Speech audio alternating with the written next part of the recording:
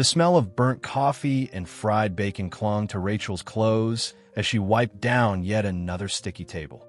Life didn't slow down for single mothers. It ran them over. She balanced plates on her arms and pain in her chest, smiling through tired eyes. Every emotional story has a silent hero, and Rachel was hers. She poured hope into each cup she served, even when her heart felt half empty.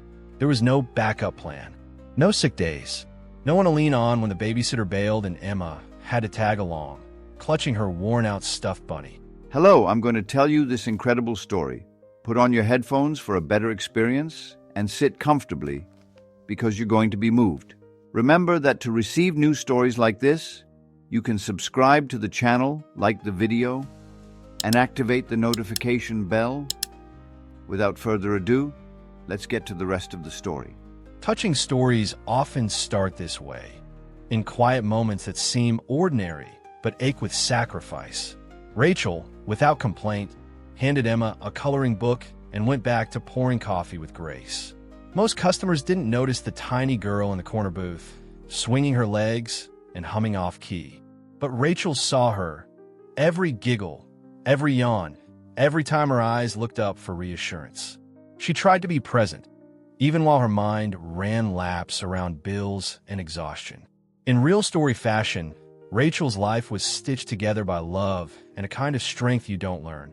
You just survive. Emma would sometimes ask, "Why don't we go to the park like other kids?" And Rachel would smile, kiss her forehead, and say, "One day soon, baby." The ache in her voice always cracked around those three words. In every emotional story, dreams are tucked into promises made in whispered breaths. Rachel had many. There's a kind of loneliness only working mothers know, where every break is spent calculating grocery lists, rent due, and overdue hugs. She'd glance at Emma between orders, mouthing, "I love you," hoping it would be enough for now. Touching stories like this don't need grand gestures, just small moments that say, "I'm trying." And yet, Rachel never lost her warmth. She knew her daughter didn't need a superhero, just someone who showed up. And that she could do. Every late night walk home, every skipped meal, every bedtime story told with drooping eyelids. Rachel lived the real story of everyday resilience. And deep down, something told her life was about to change. Maybe it was the way the diner door creaked a little louder that afternoon, or how Emma suddenly sat up straighter, like she sensed something different. Rachel didn't know it yet, but the next few minutes would unravel a truth buried deep in her past, one she thought she'd left behind. The bell above the diner door jingled like any other day, but Rachel felt it in her spine. Something had shifted. A man walked in, tailored suit, polished shoes, like he'd stepped out of another world. She didn't recognize him, but Emma did. In an instant, her little legs darted across the room, arms wide open. "Daddy!" she shouted, loud enough to silence forks, conversations, and time itself. The room froze. Coffee cups hovered midair. Rachel's heart stopped beating for a second too long. The man, Michael, stared at Emma like she was speaking another language. He hesitated, then stepped back, his voice low but clear. "I'm sorry. I don't know you." And just like that, this emotional story twisted into something no one saw coming.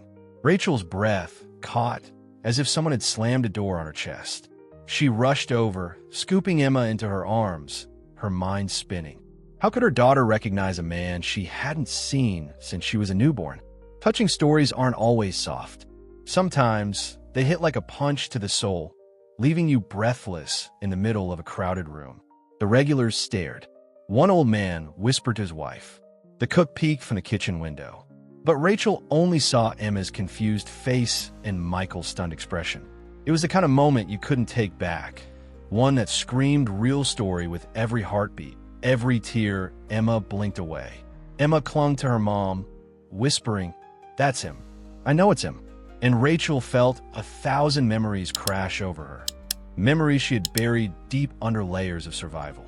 Michael was a ghost from her past, and now, here he was, flesh and bone, caught in the middle of her present. Fate has a strange way of crashing into your plans. Michael's eyes never left Emma's face, and for a flicker of a second, something shifted in him. A familiar tilt of her chin, maybe, or the curve of her smile. It was undeniable. This wasn't just a touching story unfolding. It was a collision of timelines, of a truth waiting to be spoken aloud. And Rachel knew they needed to talk. She excused herself, voice trembling, telling the manager she had to step outside. The air outside was thick, like even the world was holding its breath. Michael followed her, hesitant but curious, and Emma peeked through the diner window. The next words Rachel would say could reshape all their lives, and nothing could prepare them for what was coming next. Outside the diner, silence stretched like a tightrope between them. Rachel looked at Michael with the weight of years in her eyes, then spoke, soft, steady, and raw. "She's yours," she said, not with blame, but with a quiet ache. He blinked, stunned, as if her words had punched the air from his lungs. This wasn't just an emotional story anymore. It was his story too, whether he was ready or not. Michael's mind scrambled for pieces of the past. A summer fling. A few months of laughter, late-night drives, and goodbyes that felt unfinished. He remembered her warmth, her depth, but never imagined a child could have come from it. "Why didn't you tell me?" he asked, his voice barely above a whisper. In many real story moments, the hardest questions are the ones asked too late. Rachel didn't flinch. "Because I didn't think you'd want this," she answered, shielding herself with words like armor. She explained how she planned to tell him, but fear always got in the way. Fear of rejection, of chaos, of him not caring. And maybe part of her just didn't want to complicate a life she'd been fighting so hard to hold together. Touching stories are often built on the things we didn't say. Michael leaned against the wall, absorbing everything. "I would have been there," he said slowly, as if trying to convince both of them. He wasn't angry, just overwhelmed. There was a child inside the diner who looked like him, smiled like him, and called him Daddy without knowing the years between them. His heart cracked open in a way that felt unfamiliar, even to him. Rachel pulled out a small photo from her wallet, Emma's school picture. Michael stared at it for a long time, then nodded, almost in disbelief. "She's incredible," he murmured, tears stinging the corners of his eyes. Emotional story moments don't always explode. They quietly settle into you, changing something at your core. And right there, something shifted between them. He asked questions, lots of them, about Emma's favorite food, her bedtime routine, her nightmares and dreams. Rachel answered every one, part of her amazed he cared so much. It was like watching a door open that had been locked for years. Real story turns often happen this way.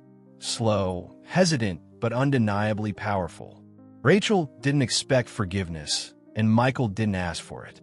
But standing there, something fragile and new began to take shape.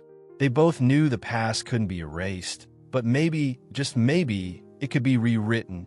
And while their conversation lingered in the air, a little girl waited by the window, unaware that her world was already beginning to shift. Michael didn't disappear after that day. He came back, first with hesitation, then with purpose. He showed up at the park with Emma's favorite juice box, listened to her stories like they were gold. Every visit felt like he was writing a new page in an emotional story that had almost been lost. Rachel watched from the sidelines, unsure if this chapter would last or fade like the last.